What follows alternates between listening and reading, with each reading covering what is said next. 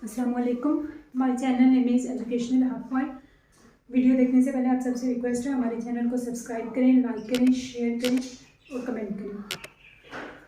Okay जी, आज हम study करेंगे मेटल नेक्रोसाइल कॉम्प्लेक्सेस के बारे में कि मेटल नेक्रोसाइल कॉम्प्लेक्सेस क्या होते हैं।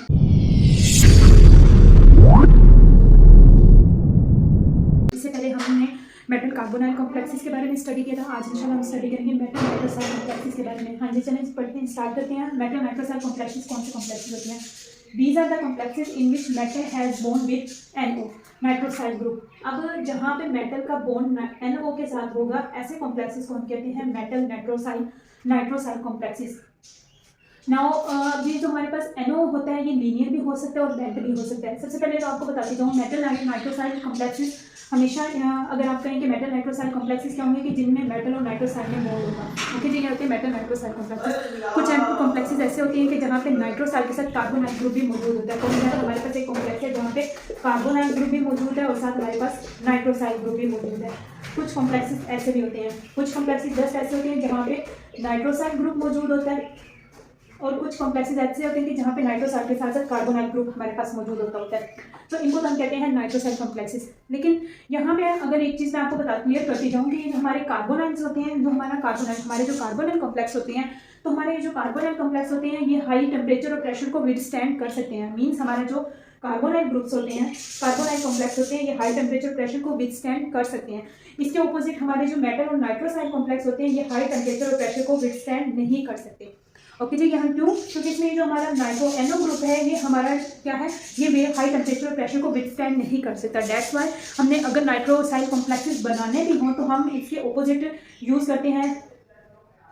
हम इसको ऑपोजिट जैसे नाइट्रोसोनियम साल्ट यूज़ कर लेते हैं, हम नाइट्रेट वगैरह जो है इस तरीके के लिगेंड्स जो है इनको यूज़ करते हैं और इन लिगेंड्स को यूज़ करके हम अपना मेटल नाइट्रोसाइल कॉम्प्लेक्स बनाते होते हैं। ओके जी, अब हम आगे की तरफ चलें तो यहाँ पे एक चीज़ मैं आपको क्लियर करती जाऊँ कि हमारे जो नाइट्रोसाइल होता है ये जब मेटल के साथ बॉन्ड बनाता है तो ये लीनियर भी इसकी जो इसका स्ट्रक्चर होता है वो लीनियर भी हो सकता है जब ये मेटल के साथ बॉन्डिंग करता है, और बेंट भी हो सकता है।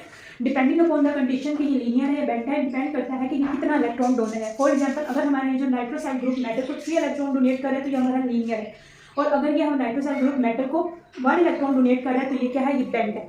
ओके जी, अब यहाँ पे ये लीनियर है या फिर ये बेंट है, ये डिपेंड करता है मेटल के साथ इसकी अटैचमेंट पे कि हमारा ये जो नाइट्रोसाइल जो ग्रुप है जब ये मेटल के साथ अटैच होगा तो ये लीनियर बॉन्डिंग शो करेगा या बेंट बॉन्डिंग शो करेगा। ये डिपेंड करता है कि आया कि हमारी जो मेटल है उस पर डिपेंड करता है, हमारे मेटल के ऊपर ये डिपेंड करेगा कि हमारा इसके साथ अटैच होने वाला जो ग्रुप है वो लीनियर है या फिर बेंट है। मीन्स कि फॉर एग्जांपल अगर हमारी जो मेटल है, ये हमारी मेटल अगर नाइट्रोसाइल के साथ इस तरीके से अटैच हो रही है कि जो मेटल है इससे इलेक्ट्रॉन ले भी रही है और इसका इलेक्ट्रॉन डोनेट भी कर रही है, बैक बॉन्डिंग थ्रू नाइट्रोजन को इलेक्ट्रॉन डोनेट भी कर रही है, तो उस सूरत में हमारा जो नाइट्रोसाइल ग्रुप होगा वो लीनियर कंडीशन में होगा। लेकिन इसके ऑपोजिट अगर metal just nitrogen electron donate कर रही है लेकिन मेटल जो है वो बैक बॉन्डिंग के थ्रू कोई इलेक्ट्रॉन नहीं डोनेट कर रहा है नाइट्रोजन को, तो इस कंडीशन में हमारा जो नाइट्रोसाइल ग्रुप होगा वो बेंट होगा। ओके जी, तो ये डिपेंड करता है कि हमारा नाइट्रोसाइल ग्रुप जो है वो लीनियर मेटल के साथ बॉन्डिंग करेगा या बेंट बॉन्डिंग करेगा। ये डिपेंड करता है कि हमारी मेटल पे कि हमारी मेटल क्या है, किस कंडीशन में है।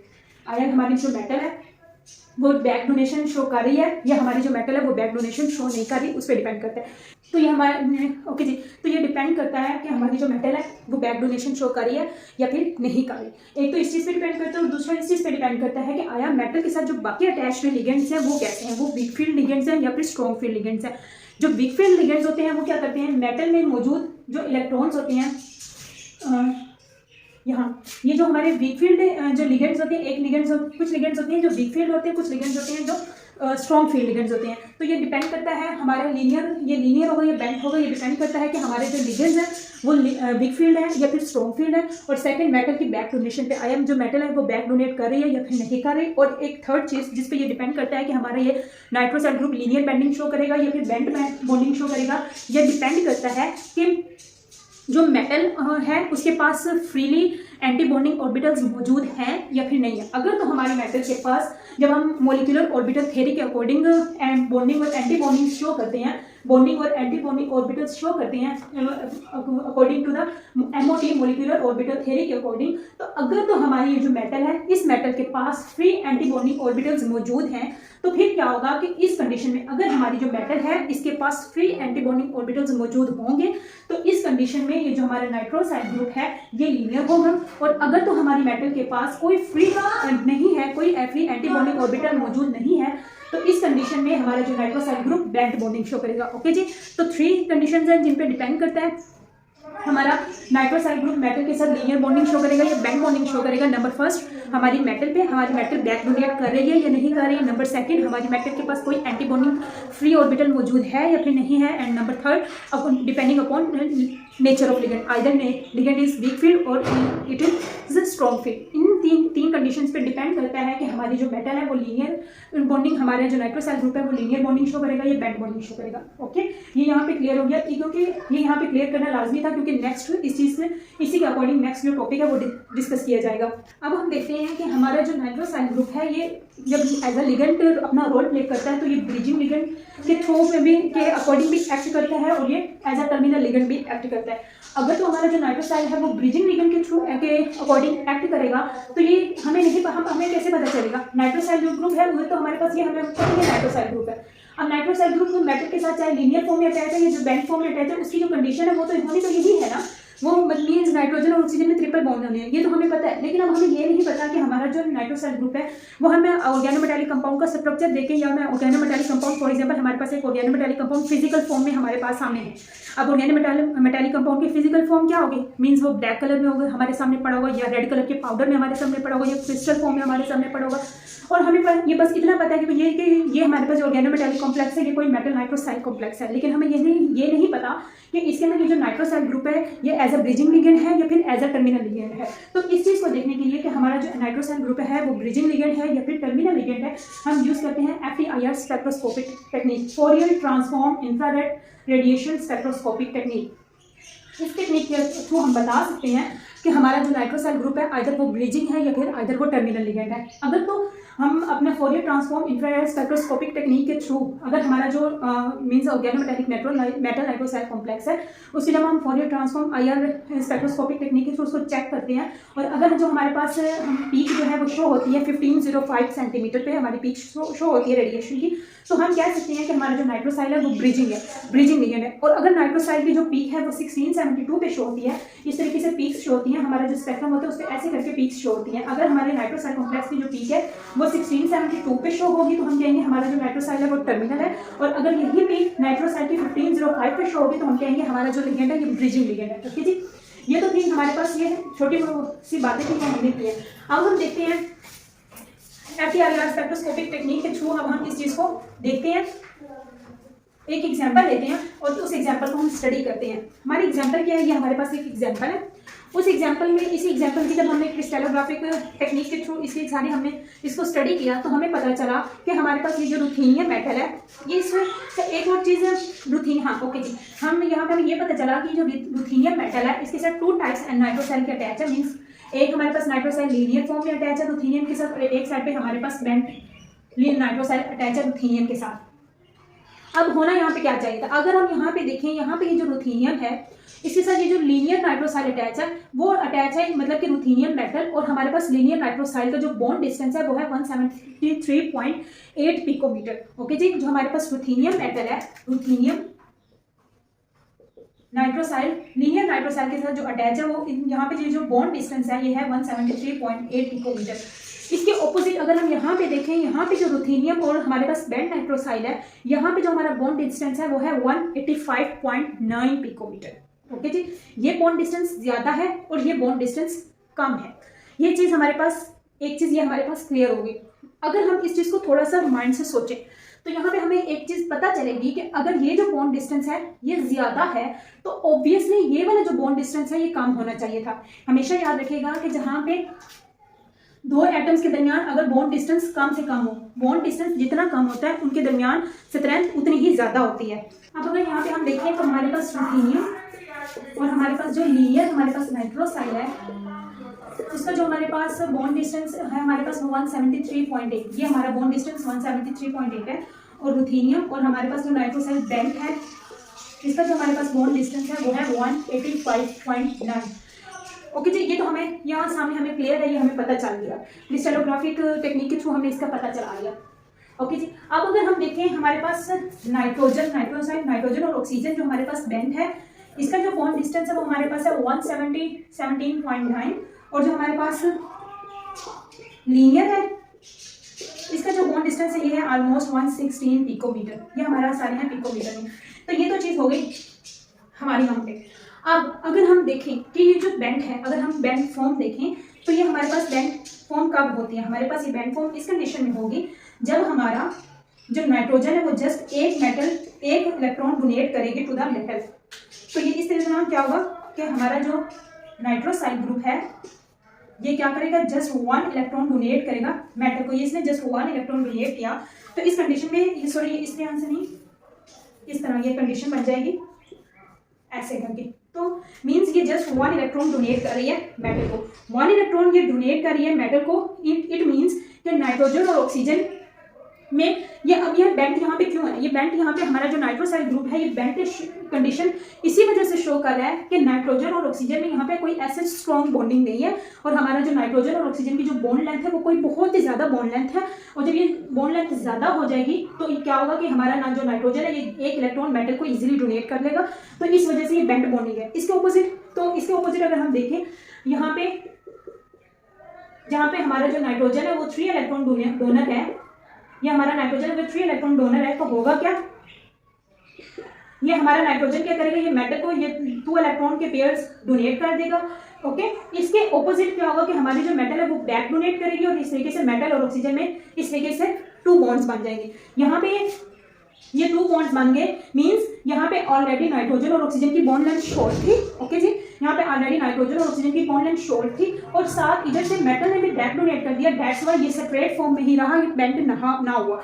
लेकिन इसके ऑपोजिट यहाँ पे नाइट्रोजन और ऑक्सीजन की बॉन्ड लेंथ क्या थी, ये यहाँ पे बॉन्ड लेंथ शॉर्ट नहीं थी, इनफैक्ट ये बॉन्ड लेंथ लॉन्ग थी और इस वजह से यहाँ पे मेटल ने 1 इलेक्ट्रॉन डोनेट किया और ये जो मेटल है ये यहाँ पे बेंट फॉर्म में आ गया। अब अगर इन कंडीशंस को हम देखें तो इन कंडीशंस को सामने रखते हुए हम यहाँ पे कह सकते हैं कि ये जो 117.9 पिकोमीटर बॉन्ड लेंथ है और इधर ये जो 116 पिकोमीटर बॉन्ड लेंथ है ये ऑलमोस्ट सेम नहीं होनी चाहिए थी। मींस हमारा जो बेंट है और जो हमारा लीनियर नाइट्रोसाइल है इनके ये जो N और O के दरमियान ये जो बॉन्ड लेंथ है ये सेम नहीं होनी चाहिए थी, ये ऑलमोस्ट सेम है, 117 और 116 इतना कोई खास डिफरेंस नहीं है। तो यहाँ पे इस कंडीशन को हम देखें तो यहाँ से तो हमें पता चल रहा है कि ये लीनियर और बेंट सिर्फ इसी तरह हुए हैं कि यहाँ पे नाइट्रोजन और ऑक्सीजन की जो बॉन्ड लेंथ है वो ज्यादा थी, यहाँ पे नाइट्रोजन और ऑक्सीजन की बॉन्ड लेंथ बॉन्डिंग के अकॉर्डिंग कम हो गई, बैक डोनेशन के अकॉर्डिंग कम हो गई, तो इस वजह से ये सेपरेट नहीं रहा और ये बेंट हो गया। तो इसके तो अकॉर्डिंग हम ये कह सकते हैं कि इनकी बॉन्ड लेंथ सेम नहीं होनी चाहिए थी। लेकिन यहाँ पे जब हमने क्रिस्टलोग्राफिक और FTIR के थ्रू इसको चेक किया तो हमें पता चला कि इनके बॉन्ड लेंथ सेम है। तो यहाँ पे थोड़ी एम्बिग्यूटी आ गई कि हम इन टेक्निक्स के थ्रू एग्जैक्ट हम कंफर्म नहीं कर सकते कि हमारा जो नाइट्रोसाइल है कॉम्प्लेक्स में वो लीनियर होगा या फिर बेंट होगा, लेकिन नियर टू द हम अप्रोच इसको कर सकते हैं और हम कंफर्म तो नहीं लेकिन हम श्योरिटी नहीं कर सकते, लेकिन हम कुछ ना कुछ 90% 70% हम इस चीज़ को इंडिकेट कर सकते हैं कि हमारा जो कॉम्प्लेक्स है उसमें हमारा जो हमारा जो लिगेंड होगा ये लीनियर होगा या फिर हमारा नाइट्रोसाइल लिगेंड जो है वो लीनियर होगा या फिर बेंट होगा। इसकी हम इंडिकेशन कर सकते हैं, हम सर्टन नहीं हो सकते इसके बारे में। इसके अलावा ये तो थी हमारे पास एक टेक्निक जिसके थ्रू हम स्टडी कर सकते हैं कि हमारा जो लीनियर जो हमारा नाइट्रोसाइल है वो हमारा जो नाइट्रोसाइल लिगेंड है वो लीनियर होगा या फिर बेंट होगा। इसके थ्रू हम 18 इलेक्ट्रॉन रूल के अकॉर्डिंगली हम ये बता सकते हैं कि हमारा जो कॉम्प्लेक्स है ये लीनियर है या फिर हमारा ये जो कॉम्प्लेक्स होगा इसमें हमारा नाइट्रोसाइल लिगेंड लीनियर होगा या बेंट होगा। इस चीज़ को हम देखते हैं 18 इलेक्ट्रॉन रूल के थ्रू हम एक एग्जाम्पल के थ्रू इसको स्टडी करते हैं और हम देखते हैं। हाँ अच्छा जी, अब हमारे पास 18 इलेक्ट्रॉन रूल के अकॉर्डिंग हम देखते हैं, हमारे पास एक एग्जाम्पल है।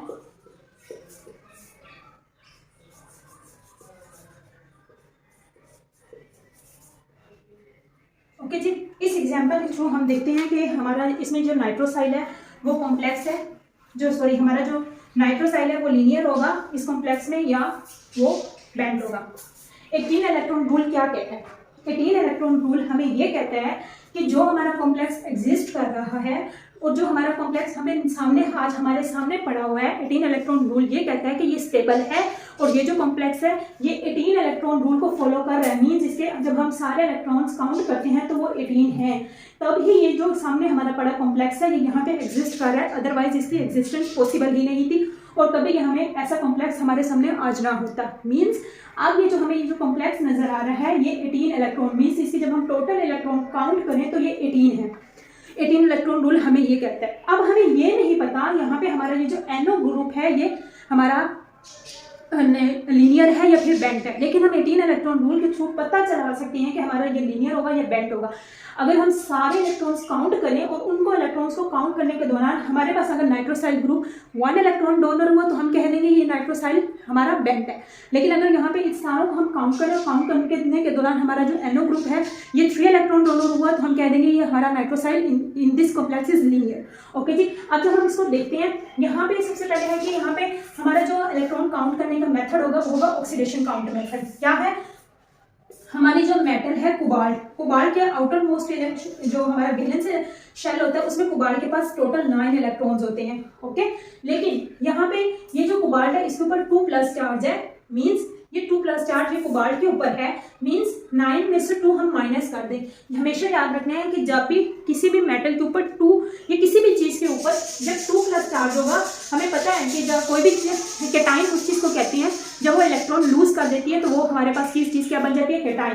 तो और जब भी हमारी जो चीज कैटाइन बनती है उसके ऊपर प्लस चार्ज आता है। अब जो मेटल है ये हमारी कोबाल्ट मेटल है, इसने 2 इलेक्ट्रॉन लूज किए हैं तो ही इसके ऊपर 2+ चार्ज है। लूज होने का मतलब है इसके टोटल वैलेंस शेल में 9 इलेक्ट्रॉन थे और इसने 2 इलेक्ट्रॉन लूज कर दिए, इसने 2 इलेक्ट्रॉन किसी को दे दिए या अपने अंदर से 2 इलेक्ट्रॉन निकाल दिए तो ही इसके ऊपर 2+ चार्ज आया। मीन्स हमारा जो कोबाल्ट होगा, इसके कोबाल्ट में हमारे पास मेटल आई होगी, इसके वैलेंस शेल में 7 इलेक्ट्रॉन है क्योंकि इसने 2 इलेक्ट्रॉन यहाँ से लूज कर लिया।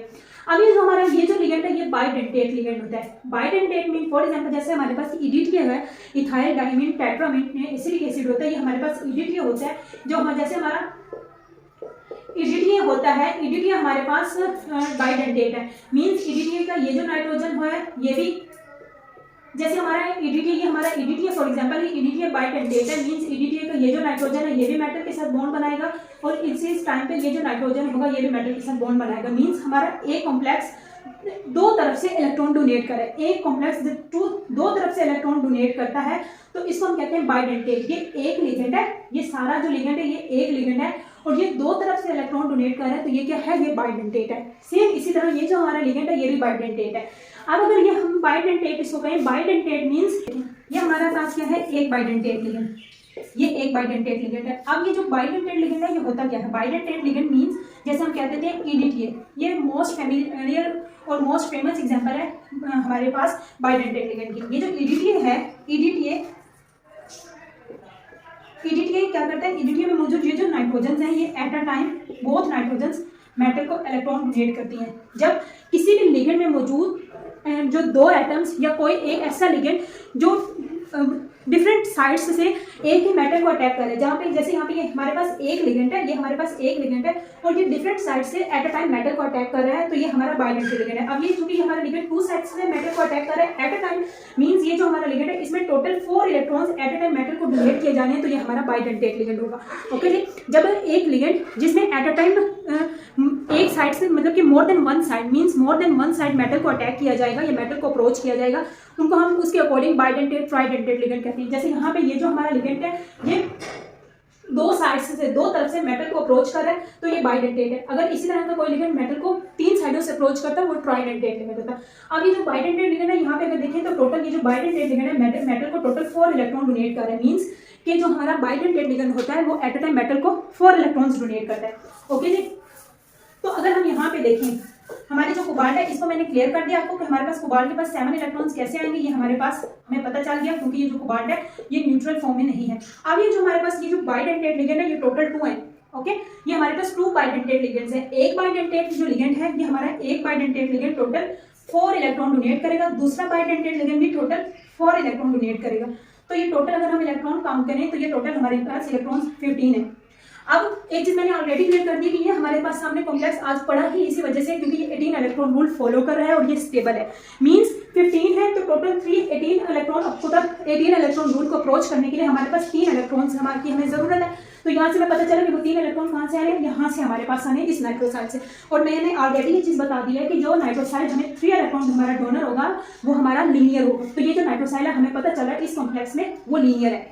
लेकिन यहाँ पे क्या हो सकता है, ये हमें यहाँ से 18 इलेक्ट्रॉन रूल के थ्रू पता चल सकता है। एक और चीज़ हम यहाँ पे स्टडी करते हैं और वो ये है कि हम क्या कर सकते हैं कि ये जो हमारा लीनियर है, हमारा लीनियर नाइट्रोसाइल है, ये लाजमी नहीं है कि जब ये जो कॉम्प्लेक्स है अगर ये लीनियर है तो इस कॉम्प्लेक्स के जितने भी रिएक्शन आगे करवा लो ये लीनियर ही रहेगा, ऐसा नहीं है।